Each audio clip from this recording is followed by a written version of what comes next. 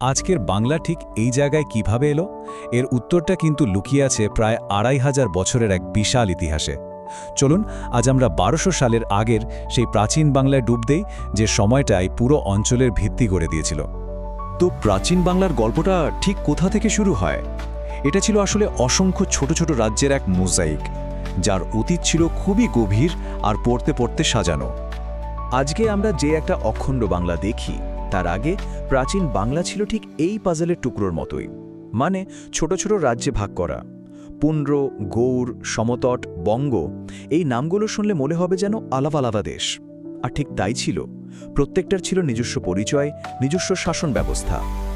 এরপর বাংলার ইতিহাসে একটা বড় মোড় আসে, এমন একটা সময় যখন ভারতের মূল ভূখণ্ডের বিশাল আর শক্তিশালী সাম্রাজ্যগুলো বাংলায় তাদের শাসন বিস্তার করে, আর এর ফলে এই অঞ্চলের ইতিহাসে এক স্থায়ী পরিবর্তন ঘটে যায়। বাংলার এই দীর্ঘ ইতিহাসকে যদি আমরা দেখি, তাহলে দেখব মূলত 4টি বড় যুগ রয়েছে। মৌর্য সাম্রাজ্য থেকে শুরু করে সেন বংশ পর্যন্ত এই 4টা প্রধান শক্তিই কিন্তু প্রাচীন বাংলার পরিচয়টা তৈরি করে দিয়েছিল।